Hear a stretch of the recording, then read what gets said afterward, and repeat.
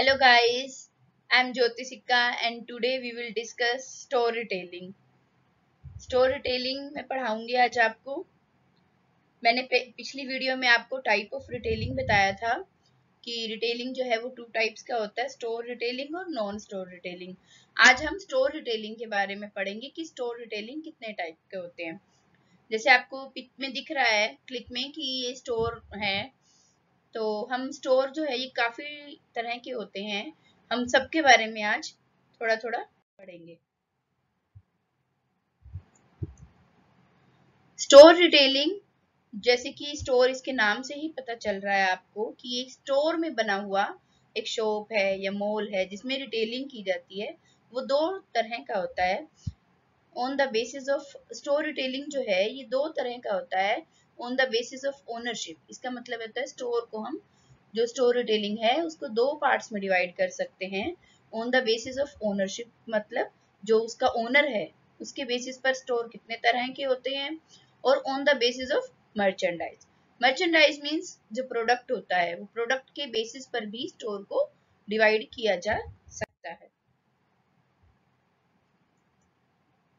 आगे हम इनको डिटेल में पढ़ते हैं। On the basis of ownership, ownership मैंने अभी बताया था आपको, ओनर मतलब जो उसका ओनर होता है, जो मालिक होता है, उसके बेसिस पर स्टोर को या रिटेल को कितने पार्ट्स में डिवाइड किया जाता है। On the basis of ownership में स्टोर रिटेल को 4 पार्ट्स में डिवाइड किया जाता है।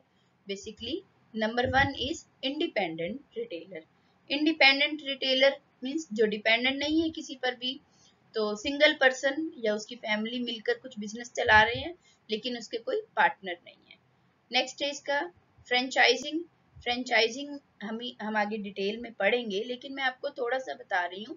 फ्रेंचाइजिंग क्या होता है, जिसमें एक की शॉप को कोई दूसरा अपने अपने एरिया में अपने शॉप चलाता है लेकिन किसी और का नाम यूज करता है, इसके बदले में वो उसको कुछ पेमेंट देता है।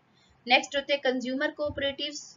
कंज्यूमर कोऑपरेटिव्स मींस कुछ कंज्यूमर्स मिलकर, कुछ कस्टमर मिलकर अपनी एक शॉप स्टार्ट करते हैं जिससे कि वो प्रोडक्ट की क्वालिटी को और ज्यादा बेटर ले सके। नेक्स्ट होते हैं चेन रिटेलर। चेन आपको बहुत अच्छे से पता है चेन रिटेलर क्या होते हैं। चेन मतलब जिसमें स्टेप बाय स्टेप बहुत सारे रिटेलर जुड़े होते हैं। आइए इसको डिटेल में पढ़ते हैं।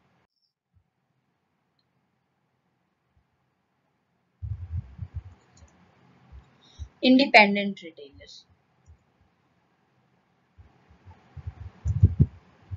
इंडिपेंडेंट रिटेलर जैसे मैंने अभी बताया था, एक सिंगल पर्सन या फैमिली मेंबर मिलकर एक बिजनेस को, एक शॉप को चलाते हैं।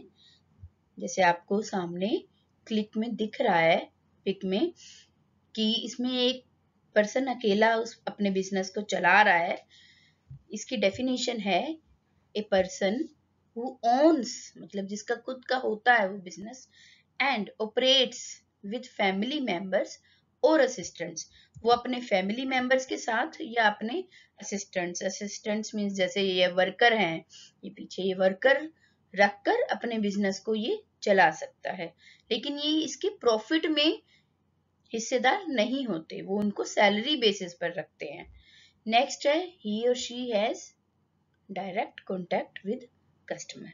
वो कस्टमर से, ये जो कस्टमर है इससे वो डायरेक्टली कॉन्टैक्ट में होते हैं। नेचुरली इसमें फिर ये लार्ज स्केल पर बिजनेस नहीं करते।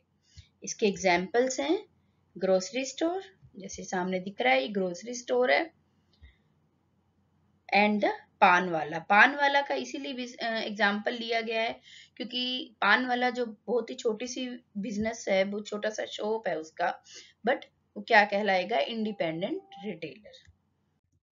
नेक्स्ट हम पढ़ेंगे कंज्यूमर कोऑपरेटिव्स।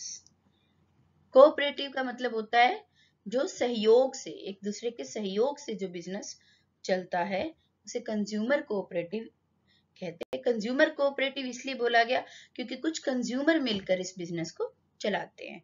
वो लोग प्रॉफिट या लॉस के लिए इस बिजनेस को नहीं चलाते बल्कि क्वालिटी को मेंटेन करने के लिए चलाते हैं। इसीलिए ऐसे बिजनेस में प्रॉफिट को ज्यादा इंपॉर्टेंस नहीं दी जाती। इसका एक एग्जाम्पल मैंने लिख दिया है आपको यहाँ पर। होल फूड्स एक कंज्यूमर कोऑपरेटिव सोसाइटी है जो फूड से रिलेटेड जो उसके पास प्रोडक्ट्स होते हैं वो सेल करते हैं। इसकी डेफिनेशन हम पढ़ेंगे। Consumer cooperatives is a retail store operated by member customers. जो उसके कस्टमर होते हैं वो ही उसके ओनर होते हैं, इसीलिए इसमें ज्यादा प्रॉफिट के बारे में नहीं ध्यान दिया जाता। इसके एग्जाम्पल्स हैं अपना बाजार।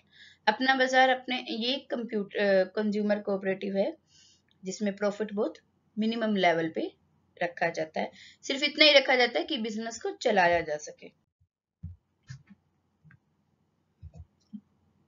नेक्स्ट है फ्रेंचाइजिंग। तो ये आपको एक मैकडोनल्ड्स की शॉप दिख रही है। ये शॉप आपको इंडिया में भी दिखेगी और इंडिया से बाहर भी दिखेगी। सब जगह तो एक ही बिजनेसमैन इसको नहीं चला सकता, तो ये लोग क्या करते हैं, ये एक शॉप बनाते हैं अपने नाम, इनका जिनका नाम फेमस हो जाता है, जिनकी गुडविल बढ़ जाती है मार्केट में, वो दूसरे लोग क्या करते हैं, सिर्फ उनके नाम को परचेज कर लेते हैं। जैसे ये मैकडोनल्ड्स है, ये इनके नाम को परचेज किया, लेकिन जो बिजनेस को चलाएगा वो सारा उसका एक्सपेंसेस कैपिटल सब उसी की होगी, वो सिर्फ किसी और के नाम से अपना बिजनेस स्टार्ट करेगा। इसकी डेफिनेशन से हम इसको और अच्छे से समझेंगे। A franchise is a legal contract between company and the store owner. Company कौन सी है इसमें, जो जिसका ये मेन बिजनेस है, जो जैसे ये मैकडोनल्ड्स है, इसका जो मेन ओनर है वो फ्रेंचाइजर कहलाएगा, और जो दूसरा इंसान जो इसके नाम को खरीदेगा और उसके नाम से अपना बिजनेस चलाएगा वो क्या कहलाएगा, फ्रेंचाइजी। ठीक है। अब फ्रेंचाइजर जो है, जो ये मेन कंपनी ओनर है, ये अलाउ करता है स्टोर ओनर को जिसने उसकी फ्रेंचाइजी ली है to conduct business under an established name.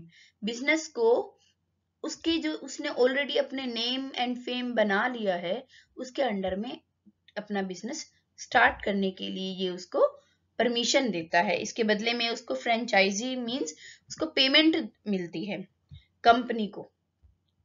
ये कंपनी जो है, ये फ्रेंचाइजर है, ये पेमेंट लेगा, अपना नाम यूज करने के, दूसरे को यूज करने के लिए देगा और उसके बदले में उससे पैसे लेगा। ये जो फ्रेंचाइजी है ये पैसे देगा, और लेकिन उसके बदले में ये जो एस्टेब्लिश शॉप है, जो इसका नाम चला हुआ है, इसके नाम से अपने नाम अपनी दुकान बनाएगा। इसके एग्जाम्पल्स हैं मैकडोनल्ड्स, पिज्जा हट, वैन हुसैन एटसेट्रा। ऐसे बहुत सारे बिजनेस हैं जो फ्रेंचाइजी से चलते हैं।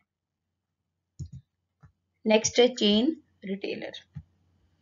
चेन रिटेलर वो होते हैं जो अपने ही शॉप में अपने ही सेम ओनर अपने ही बिजनेस के काफी सारी ब्रांचेस स्टार्ट करते हैं, अलग अलग एरिया में, अलग अलग सिटी में, अलग अलग कंट्रीज में भी हो सकते हैं, लेकिन उनके ओनर जो होते हैं वो सेम होते हैं। जैसे फ्रेंचाइजी में तो ओनर अलग अलग थे, जैसे ये चेन रिटेलर है इसमें ओनर सेम होते हैं। इसका एक एग्जांपल है गली मार्ट। इसकी डेफिनेशन है significant number of outlets are operated by a single owner. मैंने भी बताया इसका ओनर एक ही होता है। It is also called a retail chain retailers. They offer the same type of product, same environment and sale promotion. उनके सभी शॉप्स में, सभी ब्रांचेस में प्रोडक्ट भी सेम होते हैं, एनवायरनमेंट भी सेम होता है, और जो सेल प्रमोशन का मतलब होता है सेल को बढ़ाने के तरीके, वो भी सब जगह सेम होते हैं। इसके एग्जाम्पल्स हैं Reliance, Bata, Arrow company, Louis Philippe, Food World, ये सब क्या है, चेन रिटेलर्स।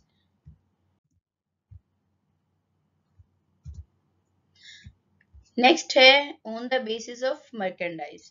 मर्केंडाइज के बेसिस पर भी स्टोर रिटेल को डिवाइड किया जाता है।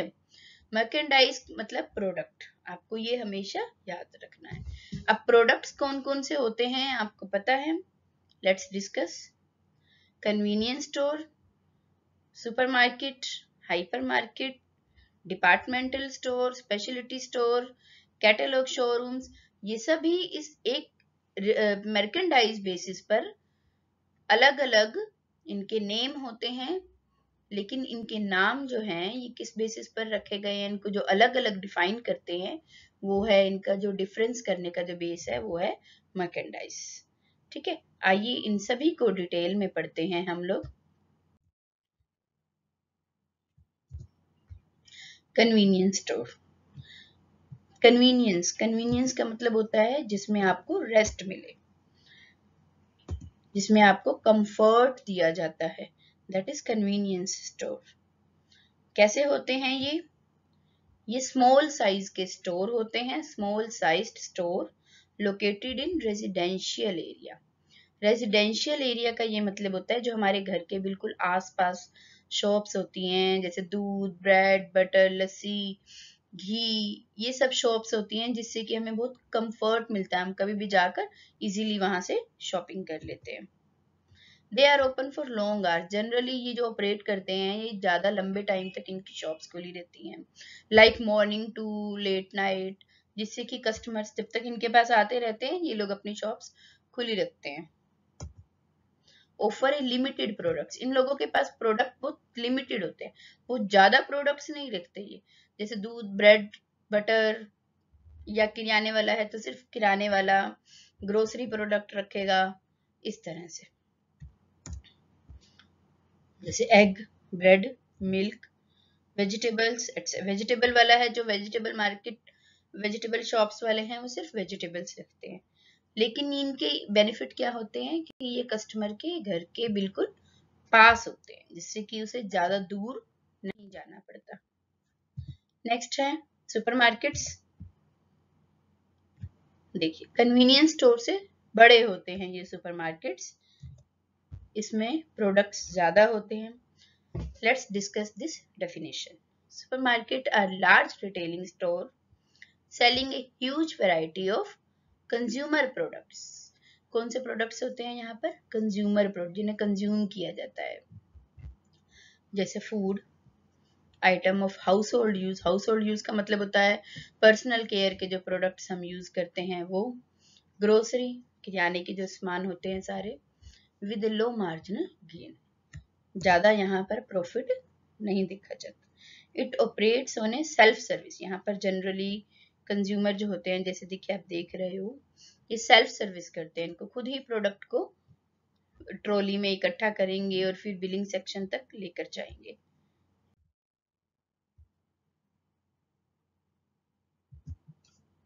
हाइपरमार्केट। हाइपरमार्केट आपको दिख रहा है? हाइपरमार्केट कैसी होती हैं? Hypermarket is a combination of A supermarket and a general merchandise store. Hypermarket जो है सुपरमार्केट से ज्यादा बड़े होते हैं, लार्ज एरिया, इनका जो एरिया होता है ये सुपरमार्केट से बड़ा होता है। लो प्राइस ऑफर, प्राइजेस ज्यादा नहीं होते। Unique range and other offers, unique range का ये मतलब है कि यहाँ पर आपको ब्रांडेड प्रोडक्ट्स मिलते हैं, और इसके अलावा अगर ऑफर्स आते हैं प्रोडक्ट्स पर तो वो भी आपको मिल जाते हैं। यहाँ पर भी आपको क्या फॉलो किया जाता है? सेल्फ सर्विस स्टाइल फॉलो किया जाता है। जैसे देखिए यहाँ दिख रहा है ना आपको, इसमें कंज्यूमर्स खुद ही ट्रॉलीज में अपना सामान लेकर जाते हैं। नेक्स्ट बात करेंगे डिपार्टमेंटल स्टोर। इस तरह से इसमें अलग अलग डिपार्टमेंट बने हुए हैं। ऐसे डिपार्टमेंट स्टोर क्या होते हैं जिसमें एक ही रूफ में आपको बहुत सारे प्रोडक्ट्स मिलते हैं, लेकिन वो अलग अलग डिपार्टमेंट बन, जैसे देखिए पर्सनल केयर के प्रोडक्ट अलग हैं, ये फूड प्रोडक्ट्स अलग रखे हैं, इस तरह से अलग अलग डिपार्टमेंट बने जाते हैं। ये स्टोर्स क्या ऑफर करते हैं? Variety of goods under a single roof, एक ही रूफ में आपको एक ही छत के नीचे बहुत सारे प्रोडक्ट्स अवेलेबल कराते हैं। Located in central places, generally ये कहाँ पर होते हैं? जहां पर क्राउड होता है बहुत ज्यादा, जहां बहुत ज्यादा लोग रहते हैं, लेकिन इसको कैपिटल चाहिए बहुत सारा, इसको मेंटेन करने के लिए बहुत बड़ा एरिया चाहिए, इंफ्रास्ट्रक्चर चाहिए, लाइटनिंग चाहिए, तो कैपिटल यहाँ पर बहुत ज़्यादा चाहिए। दे एस्टेब्लिश रेस्टोरेंट्स इनसाइड, इनमें जनरली छोटे छोटे रेस्टोरेंट्स भी एस्टेब्लिश किए जाते हैं, जिससे कि कस्टमर यहाँ सामान खरीदें और साथ में बैठकर थोड़ी देर खा पी भी सकते हैं। होम डिलीवरी सर्विस भी प्रोवाइड करते हैं ये।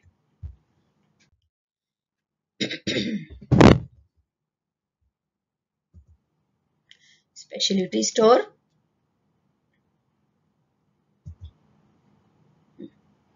स्पेशलिटी स्टोर मीन्स जिसमें कोई स्पेशल प्रोडक्ट होता है। स्पेशल इन द सेंस कि जैसे ये मेडिसिन वाला है, मेडिसिन शॉप है, तो इसमें मेडिसिन ही मिलेंगी आपको, ग्रोसरी या मिल्क या ब्रेड या एग नहीं मिलेगा। तो इसकी डेफिनेशन क्या है? Store specialising in one type of product, one type के ही प्रोडक्ट आपको मिलेंगे, ज्यादा वैरायटी नहीं मिलेगी। इसके एग्जाम्पल्स हैं furniture, jewellery, house hold, consumer electronics, sports. जैसे देखिए फर्नीचर वाले के पास फर्नीचर ही मिलेगा, ज्वेलरी वाले के पास सिर्फ ज्वेलरी मिलेगी, स्पोर्ट्स वाले के पास सिर्फ स्पोर्ट्स ही प्रोडक्ट मिलेंगे। ठीक है, नेक्स्ट है कैटलॉग शोरूम। कैटलॉग जिसमें कि इस तरह से पर्टिकुलर एक ही ब्रांड के या एक ही लाइन के बहुत सारे प्रोडक्ट्स मिलेंगे आपको, लेकिन वो हार्डवेयर टाइप होंगे, बड़े products. Catalogue retailers usually specialise in hard goods में, स्मॉल गुड्स में नहीं, बल्कि branded products you can see, और बड़े बड़े प्रोडक्ट्स यहाँ पर सेल होते हैं। इनके एग्जांपल्स क्या हैं? हार्डवेयर शॉप्स, कंज्यूमर इलेक्ट्रॉनिक्स जैसे फ्रिज की शॉप है, या जैसे आप देखें तो बड़े बड़े इलेक्ट्रॉनिक शोरूम्स होते हैं। Thank you. आई होप आपको ये इंफॉर्मेशन अच्छी लगी होगी, और अगर आपको कुछ भी समझ में नहीं आएगा तो आप प्लीज मुझे कमेंट करके लिख दीजिए, I will clear it. Thank you.